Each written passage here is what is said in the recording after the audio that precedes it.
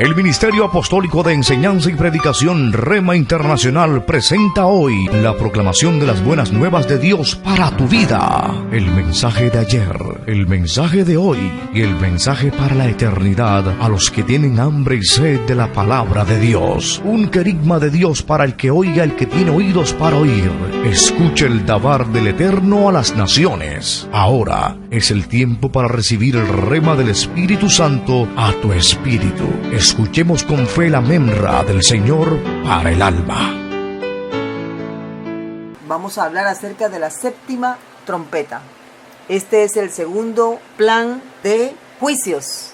Primero vimos los sellos y ya hoy vamos a mirar la última trompeta de las 7 que están estipuladas allí en Apocalipsis para el último tiempo. Algunas aclaraciones. Apocalipsis es un libro que contiene eventos que ya pasaron y tienen que ver con las iglesias del Asia Menor. Eso abarca exactamente los 3 primeros capítulos. Las iglesias desde Éfeso hasta la Odisea. Después vienen los eventos que todavía no han sucedido y están desde el capítulo 4 en adelante, aunque el capítulo 4 es una descripción del trono de Dios y una descripción de cómo está constituido ese lugar sagrado, santo, celestial, que tanto anhelamos conocer algún día.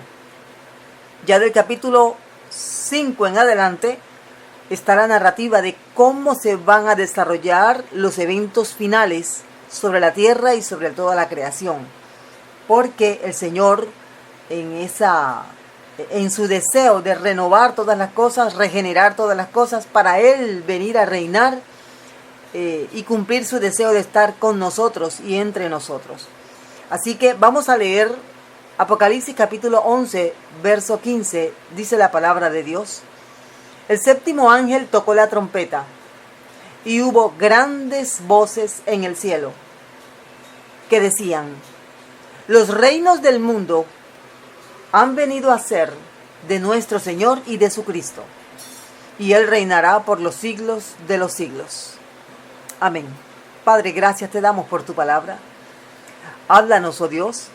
Ilumina, Señor, nuestro entendimiento para poder compartir, poder llevar a cabo el deseo que está en tu corazón, Señor. Ayúdanos. Te lo estamos rogando, Padre, en el nombre poderoso de nuestro Señor Jesucristo. Amén y amén. Hemos venido tratando entonces todos los temas que tienen que ver con los eventos finales y la base para este estudio es el libro del Apocalipsis, con algunas otras citas, porque la Biblia está llena de anuncios acerca de lo que va a acontecer en el mundo en estos próximos días. Lo que hemos leído aquí hace parte de la narrativa que el Espíritu Santo le mostró al apóstol Juan a través de un ángel que el Señor Jesucristo envió para que el apóstol pudiera escribir lo que iba recibiendo de parte del Espíritu Santo. Toda esta narración que está aquí es futura. Esto todavía no ha sucedido, pero esto va a suceder, porque nosotros estamos convencidos que la interpretación bíblica debe ser literal, teniendo en cuenta su retórica y su lenguaje figurado. Así que, entendiendo esto, pues son eventos, juicios, son cosas grandes que todavía no han sucedido, pero que van a suceder. ¿Por qué es tan importante que la iglesia conozca estos eventos? Para que sepa, para que pueda entender, pueda asimilar el hecho de que todo lo que está escrito en la Biblia es real, es palabra de Dios. Por lo tanto, como la palabra de Dios enseña que el único camino para ir al cielo es Jesucristo, son palabras dadas por Él mismo, entonces es necesario que nos volvamos al Señor y salvemos nuestra alma de la condenación eterna. Así que hemos visto los sellos, hemos visto las trompetas, y como usted ha podido ver, si usted ha seguido la línea de estas enseñanzas, lo que viene no es nada agradable.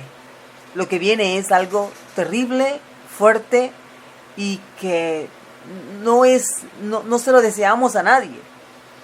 Por eso tanto énfasis del Señor Yo soy la puerta, yo soy el camino, yo soy el buen pastor, yo soy el pan de vida, yo soy la resurrección y la vida. Por eso es que hay que estar agarrados fuertemente de Él. Vivir constantemente pensando en agradarle. Él nos dio ejemplo, agradando la voluntad del que le había enviado. Hoy nosotros debemos agradarle a Él, haciendo su voluntad. Entremos entonces en este hermoso tema, para ampliar la visión que el Señor nos ha dado de cómo van a terminar los eventos en los días finales que ya son muy cercanos. El reino de Jesucristo en la actualidad no es visible en este mundo. No es visible, no es físico. Podemos hablar de la siguiente manera, tal vez quiero explicarme mejor. Podemos ver al presidente de los Estados Unidos reinando o gobernando, no vamos a usar la palabra reinar, gobernando desde un lugar que conocemos como la Casa Blanca. El presidente de nuestra Colombia, él está gobernando desde un lugar que conocemos tradicionalmente como la Casa o el Palacio de Nariño. Lo mismo pasa en los diferentes lugares. A nivel mundial hay un lugar, una sede gubernamental desde donde los presidentes, primer ministros o reyes, porque en Inglaterra hay una monarquía, ellos gobiernan. ¿Cómo están los hombres con respecto a estos gobiernos? Bueno, yo los veo felices, los veo contentos. ¿Por qué? Porque cada uno de ellos, hablemos por ejemplo de la gente que vive en Estados Unidos, Canadá, Reino Unido, Sudamérica, cada uno lleva su vida independientemente de la existencia de Dios. ¿Qué quiere decir eso? Que los gobernantes terrenales les permiten, en la medida de las proporciones, llevar una vida como a cada uno le parece. Hay cierta libertad que en muchas ocasiones es más libertinaje y se traduce también como una vida inmoral en muchos casos. Entonces los hombres están contentos. Es más, los hombres están pidiendo más libertad todavía. Más libertad, ¿en qué sentido? Están pidiéndole a los gobernantes que les den más libertad para llevar a cabo sueños, ilusiones, deseos que incluso son contra naturaleza. Están pidiéndoles, por ejemplo, que les den dinero del mismo gobierno para ellos hacer cambio de sexo, o ponerse pechos como mujer, o quitarse los genitales, o cambiar de genitales. O sea, el hombre sigue pidiendo más, a pesar de estar viviendo en una aparente libertad, porque los gobiernos actuales lo han permitido. Sin embargo, la Biblia nos enseña que los gobiernos que actualmente están en el mundo están dirigidos por una fuerza espiritual que no viene de Dios. Así es. El apóstol Pablo nos dice, por ejemplo, que el Dios de este siglo ha cegado el entendimiento. Fíjese cómo le dice, el Dios de este siglo, dando a entender de que hay un Dios que no es el Dios de Abraham, de Isaac y de Jacob, el Dios que hizo los cielos y la tierra. No. Es otro Dios, y lo vamos a declarar como un Dios con D minúscula, para hacer una claridad. Ese Dios con D minúscula está gobernando desde alguna manera, está moviendo los hilos detrás de bambalinas. Y eso hace que los hombres sientan una especie de libertad, que en realidad es libertinaje. Entonces la pregunta es, ¿están los hombres listos para recibir a Jesucristo como el gobernante, como el soberano, como el rey aquí en la tierra? Vamos a mirar lo que dice la palabra de Dios. Porque una parte de la oración del Padre Nuestro precisamente dice eso. Venga a nosotros tu reino y hágase tu voluntad aquí en la tierra como en el cielo. Pensemos. ¿Estás dispuesto a sujetarte al reinado de Jesucristo aquí en la tierra, hacer su voluntad? ¿Estás listo? Miremos. Dice aquí el autor del libro de Apocalipsis, capítulo 11. Recuerde que todos los temas que hemos ido mirando ya están publicados en el canal Didascalia TV. Usted puede encontrarlos allí y puede seguir el hilo de la enseñanza. Hoy estamos viendo la séptima trompeta. Dice aquí la palabra de Dios que el ángel que tocó la séptima trompeta, después que lo hizo, hubo grandes voces, o sea, hubo una proclamación, no en la tierra, en el cielo. Una proclamación. ¿Qué decía esa proclamación de muchas voces? Los reinos del mundo, fíjese, no el reino de Dios, el reino del mundo, los reinos, porque son muchos, han venido a ser de nuestro Señor y de su Cristo, y Él reinará por los siglos de los siglos. Esto va a pasar por encima de todos, por encima del diablo y su reino, por encima de los gobernantes actuales. Esto va a pasar, esto viene, y a mucha gente no le va a gustar. Pero esta es la meta de todo el proceso. Instaurar el reinado del Señor Jesucristo aquí en la tierra para siempre. Sí, Señor. Pero observemos entonces algunos datos importantes que están aquí a través de este pasaje expuestos. Ya hemos aclarado entonces que en este mundo hay una deidad de las tinieblas, así reconocida, porque el hombre que vive en pecado y que no quiere rendirse a los pies de Jesús, tiene un Dios, pero no es el Dios que hizo los cielos y la tierra. El Señor Jesucristo también le llama el príncipe de este mundo, para referirse precisamente a Satanás y a toda su jerarquía y a toda su manipulación y todo lo que conlleva su reinado. Él de alguna manera es un rey, pero es un rey de las tinieblas.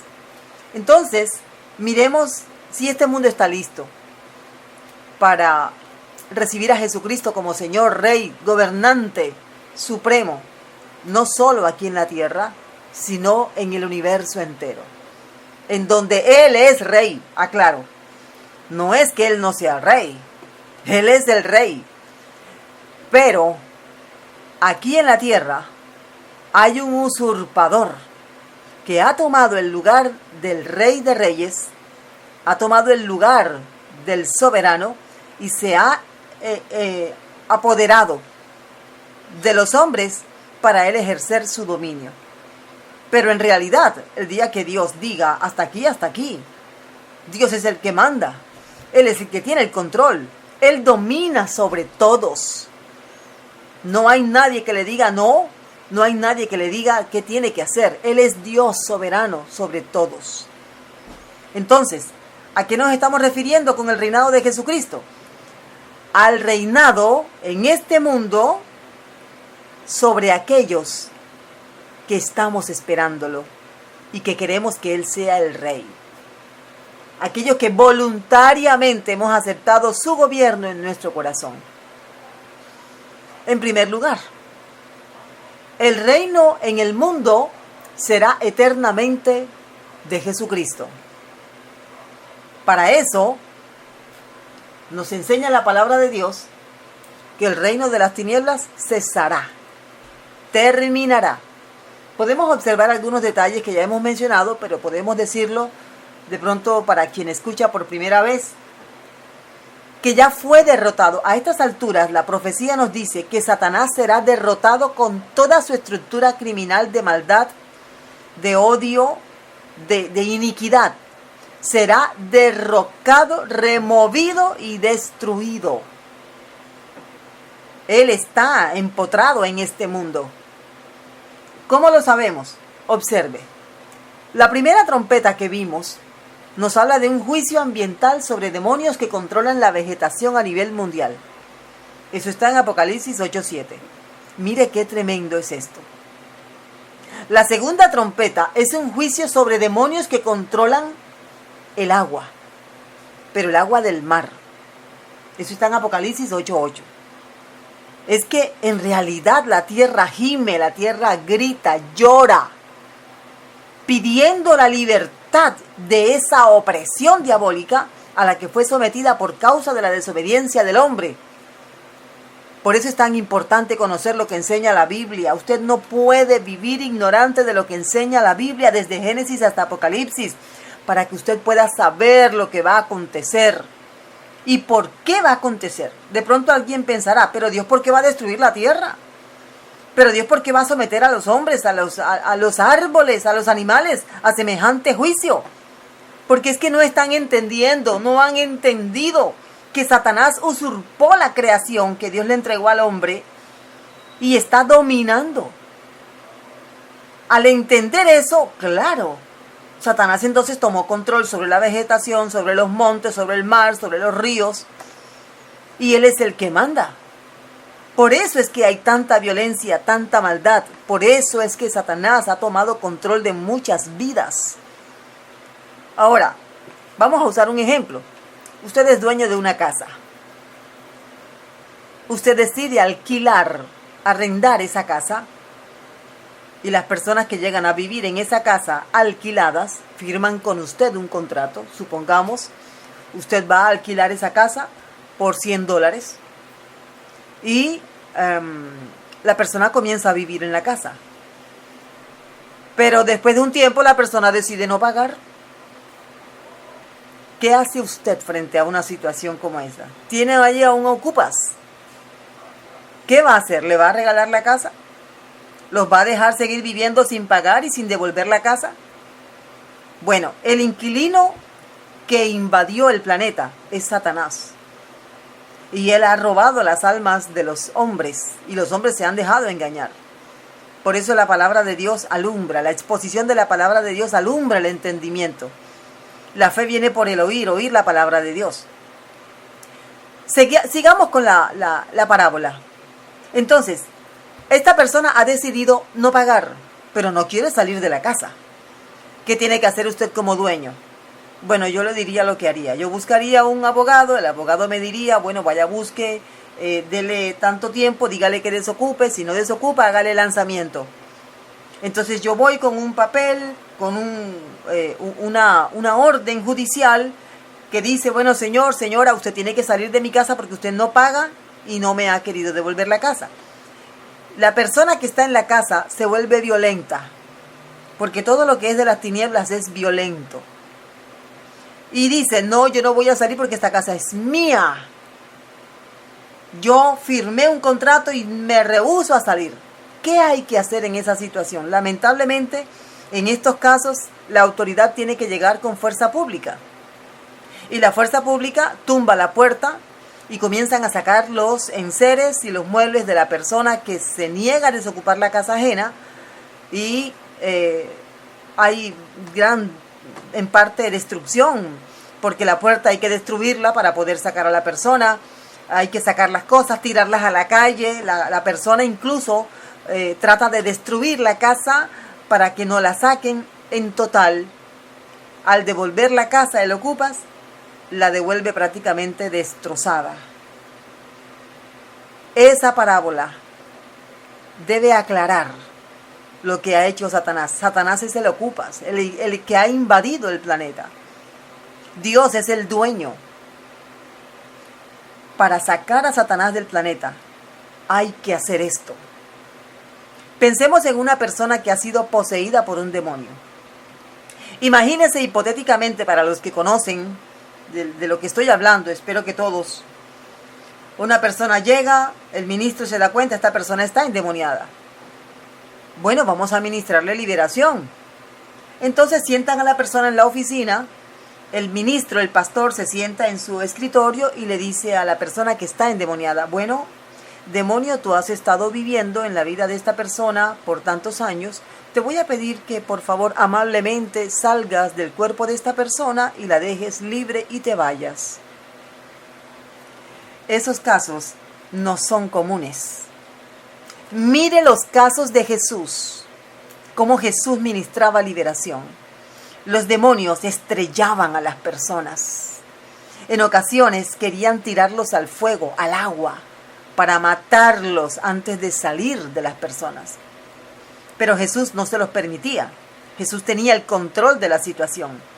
Para que usted vea lo delicado que es echar fuera un demonio de una persona que ha sido poseída por ese demonio y que la tiene atada y controlada.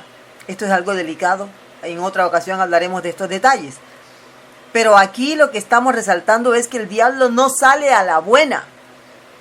Satanás y toda su estructura tiene que ser arrancada con violencia de este planeta. Esto es lo que estamos diciendo. Por eso es la gran tribulación. Por eso es el juicio. Por eso las aguas del mar se van a pudrir con todos los peces. Por eso las aguas de los ríos se van a dañar, serán amargas, no podrán ser tomadas. El diablo no vino sino para hurtar, matar y destruir. Por eso nuestra vida tiene que ser para Jesús. No podemos darle cabida, no podemos permitirle. Dice entonces, fíjese, la tercera trompeta, que está descrita en Apocalipsis 8:10, hay un juicio sobre los demonios que controlan las aguas dulces. Ese demonio es ajenjo, no habrá agua dulce para tomar.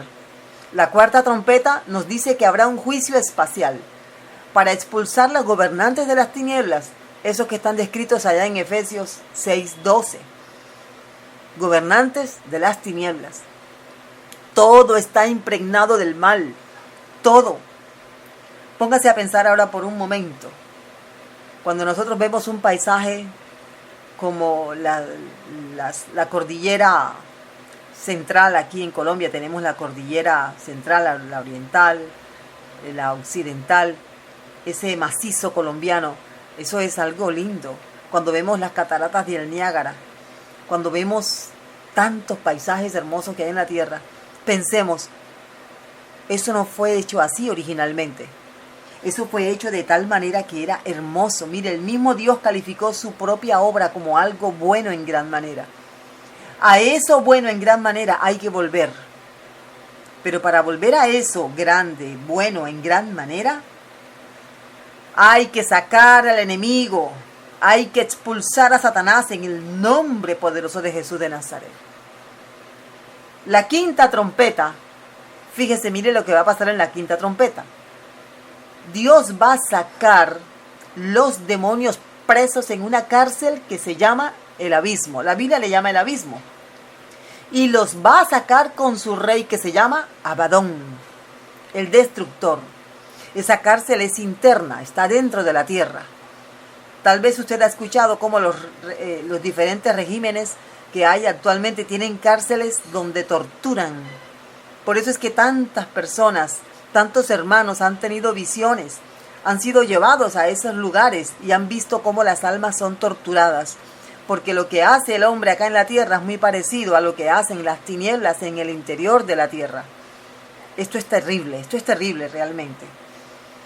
Esa cárcel va a ser desocupada. Fíjese lo que dice la palabra de Dios allí. Usted puede mirarlo con más detalle. Apocalipsis 9 del 1 al 11. Demonios cuya descripción retórica nos da el Espíritu Santo son como demonios, como langostas. Y bueno, harán mucho daño, muchísimo daño. Esos ángeles allí encerrados son los ángeles que no guardaron su dignidad, sino que abandonaron su propia morada y han sido guardados allí bajo oscuridad, en prisiones eternas, para el juicio del gran día, o sea, para ese tiempo que se acerca. En realidad es mejor que usted se vaya con el Señor en el arrebatamiento de la iglesia y no espere este tiempo tan terrible que viene para la tierra. La sexta trompeta, que fue la que vimos anteriormente, antes de los dos testigos, dice que hay dos ángeles poderosos y muy malignos que están presos en el abismo. Esos 4 ángeles caídos son muy malos.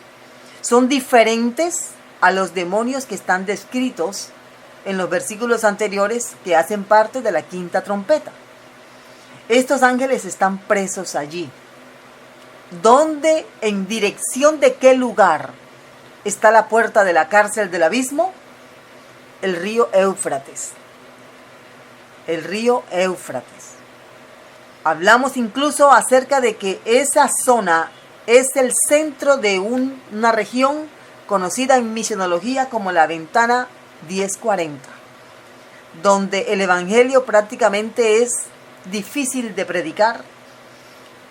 Las personas que creen en Jesús pagan con su vida porque la influencia de las puertas del Hades en esa región son poderosas. Pero la iglesia está aquí venciendo porque hemos creído en Jesús, y Jesús dijo que el que en Él creyera vencerá, porque somos más que vencedores por medio de Cristo Jesús, y nosotros le hemos vencido porque hemos creído en Jesús de Nazaret. Él es el motivo por el cual esos demonios están allí encarcelados. Él es el motivo por el cual nosotros podemos hablar con libertad de estos temas y saber qué es lo que viene, porque fuimos rescatados, fuimos redimidos por medio de esa sangre preciosa derramada en la cruz. Entonces, estos 4 ángeles que van a ser desatados matarán a la tercera parte de la humanidad. Mire qué terrible. Cuando toda esta, ¿cómo le llamaríamos? Esta cantidad de seres malignos sean sacados de sus cárceles, de los lugares donde se han entronado. ¿Qué viene ahora? Ahora viene el Señor Jesucristo a reinar. Observemos que el Padre nuestro dice: Padre nuestro que estás en los cielos, santificado sea tu nombre. Venga tu reino. Esto nos da a entender algo. El Señor es el Rey, de eso no hay duda. Pero una cosa es que Él sea el Rey y otra cosa es que tú reconozcas que Él es el Rey. Eso es lo que Dios está esperando, que tú le reconozcas como el Rey de tu corazón. Este reino primero debe llegar al corazón de cada hombre, de cada mujer. Fíjese usted que Jesús enseñó durante el tiempo en que Él estuvo acá, hecho carne, enseñó tanto acerca del reino. El reino de Dios es semejante a un grano de, a una semilla de mostaza. El reino de Dios es semejante a, el reino de Dios es semejante. El reino de Dios es semejante a 10 vírgenes. El reino de Dios es semejante a un hombre que repartió talentos. Ese prácticamente el tema del Señor Jesucristo cuando estuvo aquí en la tierra está expuesto de 2 formas. 1, Él habló acerca de Él mismo. Yo soy la puerta, yo soy el camino. Pero Él habló acerca de su reino. Su reino. Habló bastante. ¿Por qué el Señor entonces no instituyó su reino aquí en la tierra como querían sus discípulos? Como querían todos los que lo escuchaban. Incluso una vez nos cuenta el apóstol Juan que cuando Jesús multiplicó panes y peces, cruzaron y el Señor vino caminando. Y en ese momento, cuando la multitud comió panes y peces, y era tanta gente, más de 4,000 hombres, sin contar mujeres y niños, dice que agarraron a Jesús y querían hacerlo rey. Porque ellos pensaron, bueno, tenemos aquí un hombre que sana, echa fuera demonios, nos da comida, o sea, este es el rey. Pero ¿qué era lo que Jesús quería realmente? Ser el rey del corazón de ellos. Ellos querían un rey físico para que solventara sus necesidades físicas, no sus necesidades espirituales. Recordemos que en ese mismo pasaje que está en Juan capítulo 6, la misma gente que quería hacer a Jesús rey, porque les había dado pan y pescado, lo esperaban al día siguiente para el desayuno. ¿Y qué le dijeron? Maestro, ¿cuándo llegaste acá? Y el Señor les destapó el corazón. Ustedes me buscan porque comieron y se hartaron, no porque han creído en el mensaje.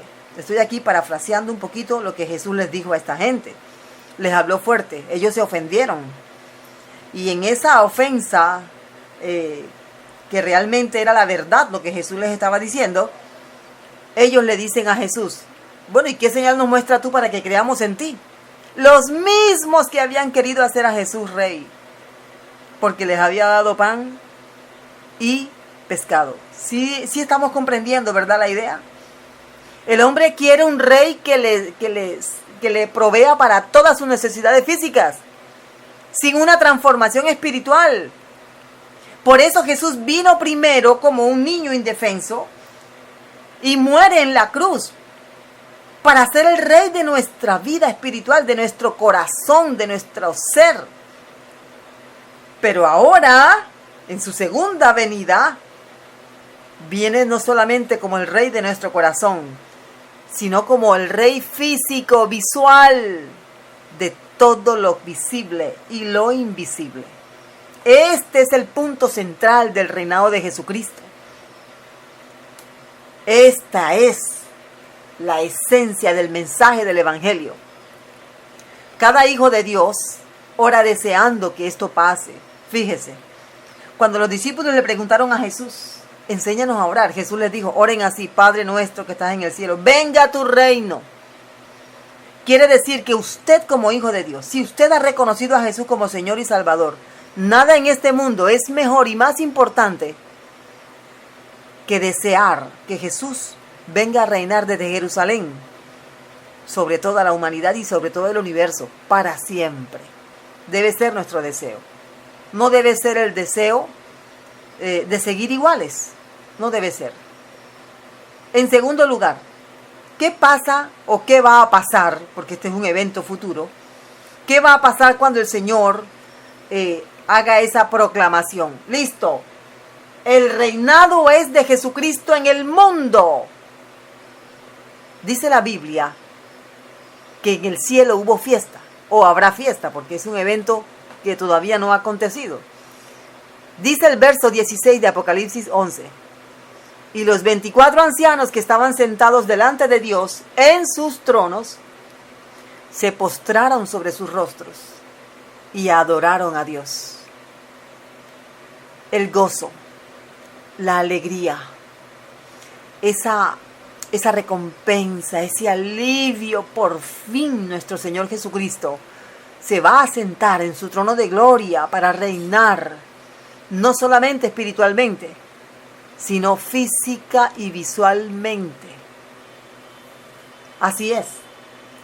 Habrá gozo, fiesta. Esa fiesta como cuando se convierte una persona y entrega su vida al Señor Jesucristo para que Él le gobierne.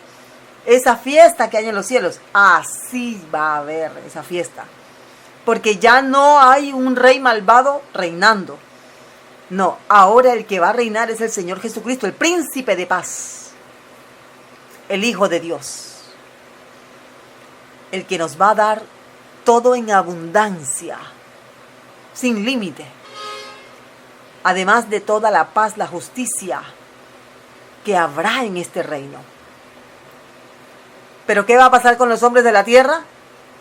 Mientras que en el cielo hay fiesta entre los ancianos, entre la iglesia que habrá sido arrebatada tiempo antes, dice la Biblia que los hombres se llenarán de ira. Así es. En la tierra los hombres tendrán ira. La palabra que se usa allí, la palabra griega es orgisonsai. Orgisonsai es una expresión griega, proviene de la palabra orge. Orge es una forma para referirse a la rabia, ira. Esa es la forma en la que los hombres van a recibir el reino de Dios. Ellos se van a enfurecer, estarán llenos de ira. ¿Por qué? ¿No es lo que todos deseamos? No, no es lo que todos desean. Eso lo deseamos los hijos de Dios. Pero los que no son hijos de Dios desean que Satanás siga reinando. ¿Por qué se van a enfurecer? Porque es que cuando Dios viene a reinar en tu vida, Él demanda santidad en ti. Cuando el Señor Jesucristo viene a reinar en tu corazón, Él demanda de ti tu voluntad. Y estas personas, ellos quieren las cosas buenas que da Dios, pero no quieren rendir su vida al Señor. Este es el problema central. quieren tener una vida licenciosa, una vida en desorden, pero quieren las bendiciones de Dios. Por eso es que en estas iglesias donde se predica un Dios que bendice, pero que no llama al arrepentimiento, hay que tener mucho cuidado con estas predicaciones. Hay lugares enteros, como decía nuestra amada pastora, que son clubes, donde la gente va a distensionarse, a pasar un buen rato, a escuchar una buena música de alabanza a Dios y a sentirse que van para el cielo, pero en realidad están llenos de pecado. Son rebeldes, son crueles, actúan en contra de la naturaleza genuina que Dios quiere formar en ellos. No viven en santidad. Son personas que constantemente están tirando canas al aire. Una forma de decir de que son buenas personas, pero de vez en cuando se emborrachan, de vez en cuando tienen una aventurita por allí. Entonces quieren ser de Dios, pero a su manera. A esta forma de vida le llamamos personas que tienen a Dios como un Dios de bolsillo. Yo lo saco cuando tengo un incendio para que me apague el fuego, me apague el incendio, me ayude en el momento de la calamidad. Pero yo vivo mi vida como quiera. Así no es varón, así no es mujer. Si eres de Cristo, si quieres el reinado de Jesús en tu vida, necesitas entregar tu voluntad a Él. Necesitas rendirte. Una de las primeras cosas que pide el Señor Jesucristo es un arrepentimiento genuino de pecado. Y dejar que Él, mediante su Espíritu Santo, comience a limpiar nuestra vida. Y sumirnos en arrepentimiento a Él. Estar dispuestos para Él. En esa disposición de arrepentimiento habrá cosas a las que hay que renunciar, que tal vez hoy nos gustan. Pero dice el Señor Jesucristo, si alguno quiere venir en pos de mí, niéguese a sí mismo. Y hay muchos que no se quieren negar. Pero mire un poquito más. La Biblia dice en el libro de Apocalipsis que cuando el Señor Jesucristo, derramando todos estos juicios, sellos, trompetas, copas, arranque la estructura diabólica del mal que está entronada aquí en este mundo, a los hombres eso no les va a gustar. Y dice la Biblia, Apocalipsis 9:20, usted lo puede mirar, Apocalipsis 16:9, Apocalipsis 16:11, que los hombres molestos con Dios no se arrepentirán de sus pecados. Estarán enfurecidos contra Dios. En ellos no hay arrepentimiento. Mire lo que dirán estos hombres. Apocalipsis 9:20 dice, aquí precisamente, ni aún así se arrepintieron de sus obras, de las obras de sus manos, ni dejaron de adorar a los demonios y a las imágenes de oro, de plata, de bronce, de piedra, de madera, las cuales no pueden ver, ni oír, ni andar. Dice el verso 21, no se arrepintieron de sus homicidios, ni de sus hechicerías, ni de su fornicación, ni de sus hurtos. Es que el que no tiene a Jesucristo morando en su corazón ama este mundo. El Señor Jesucristo lo dijo, Juan capítulo 15. A mí el mundo me aborreció, por lo tanto los que me siguen a mí también serán aborrecidos por el mundo. No puedes ser de Dios y amar el mundo. Nos lo dice Santiago, el hermano del Señor. Oh almas adúlteras, ¿cómo pensáis que podemos agradar a Dios y amar el mundo? Mire, hay gente que cuando les mueven su comodidad, se molestan con Dios. A ver, ahora recuerdo el caso de una familia a la que le predicaron, yo no fui, pero quien los conoce, y este caso se repite muchas veces, así que sin dar nombres, esta familia no quería nada con Dios. Ellos no querían ir a la iglesia, no querían leer la Biblia, no querían conocer a Dios. Pero, pastor, oré por mí o yo para que me vaya bien. Personas que se emborrachaban, que no tenían que ver de una vida desordenada. Uno de los niños se salió de la casa cruzó la calle. Venía un automóvil a alta velocidad. No había reductores en la calle. Atropelló a la pequeña y la pequeña murió instantáneamente. La llevaron al hospital, pero la niña ya estaba muerta. El golpe había sido muy fuerte. En el hospital, la madre, los abuelos, ¿por qué Dios permitió esto? ¿Dónde estaba Dios? Lamentablemente, la niña murió, la criaturita murió, pero ella era pequeña, no tenía más de 5 años, así que su alma está en el cielo, se lo aseguro. Es un angelito, es inocente, limpia, conciencia limpia, no tenía conocimiento de pecado. Pero los que quedaron, la mamá, los abuelos, el papá, los tíos, ¿por qué Dios permitió que el carro matara a la niña? ¿Por qué? Fíjese. Se desbordó el río, se metió en mi casa, arrasó con todo. ¿Por qué Dios lo permitió? ¿Por qué se metieron hombres armados y mataron? ¿Por qué Dios lo permitió? ¿Dios es el que tiene la culpa? A ver, aclaremos. ¿Dios es el que tiene la culpa de todas las calamidades que viven la gente, las personas? No. Él ha dicho en su palabra que Él habita. Él es el abrigo de aquellos que moran bajo su sombra. Si tú no moras bajo la sombra del Altísimo, ¿cómo esperas que Él te guarde? Eres mal hablado. Te gusta llevar una vida desordenada. Tú no vas a la iglesia. Hay cuestiones, hay temas bíblicos que tú los discutes porque crees que sabes más que Dios. Pero tú esperas que Dios te proteja del mal, esperas que te vaya bien. Te gusta comprar lotería, pero esperas que Dios te bendiga económicamente. Vives una vida fornicaria y le llamas aventura, una vida de aventura, pero eso es pecado. Y tú esperas que Dios te bendiga. ¿Cuántos casos no han habido? ¿Por qué Dios permite la violencia? ¿Y tú por qué no te vuelves al Señor? ¿Por qué no lo conviertes a Él en el reino de tu vida, en el reino de tu corazón, en el rey de tu ser? ¿Por qué? Porque quieres las cosas buenas sin entregar tu vida al Señor.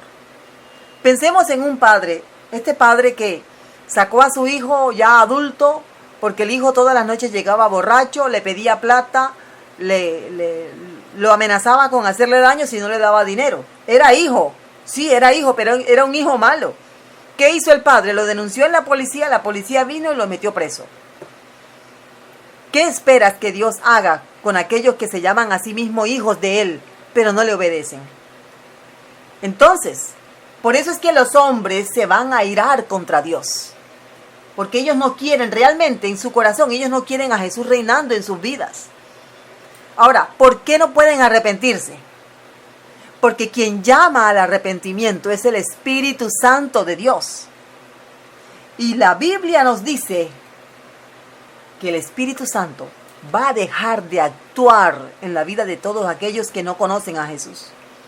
¿Cómo actúa el Espíritu Santo hoy? Porque todavía hay tiempo, la puerta aún está abierta, pero está a punto de cerrarse.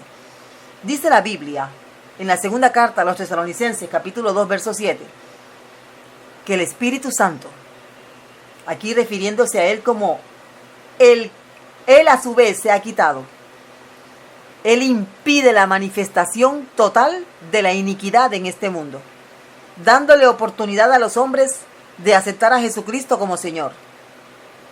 Dice el apóstol Pablo, porque ya está en acción el misterio de la iniquidad. Solo que hay quien al presente lo detiene. ¿Quién detiene la manifestación plena de la iniquidad? El Espíritu Santo. Y mientras el Espíritu Santo detiene la iniquidad plena aquí en la tierra, ¿qué hace el Espíritu Santo? Nos convence. Está trabajando en las vidas de todos aquellos que quieren, que se dejan. Convenciéndoles, ¿de qué? De que somos pecadores. Convenciéndolos de que solamente en Jesucristo hay salvación. Convenciéndolos de que si no estamos en Jesucristo, lo que nos espera es la condenación eterna.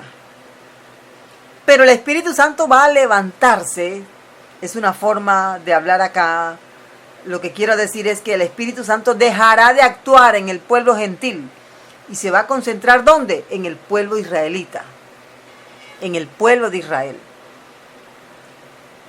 Todo volverá a ser como antes, pero por un corto tiempo. No habrá quien convenza de pecado, así que los hombres llenos de ira contra Dios se levantarán. Dice la Biblia, blasfemarán contra el Dios del cielo por sus dolores, por sus úlceras, y no se arrepentirán de sus malas obras. Estamos a tiempo. El Señor viene y cuando Él se siente en su trono de gloria aquí en la tierra, de manera visible, física, material, aquí en la tierra, viene juicio. Viene entonces galardón para los siervos, pero viene castigo para aquellos que no creyeron. Hagamos una oración. La humanidad perdida en el pecado no quiere el reino de Jesucristo, pero nosotros vamos a orar para que venga pronto el reino del Señor Jesucristo, porque somos parte de ese reino. Hoy Él debe reinar en tu corazón.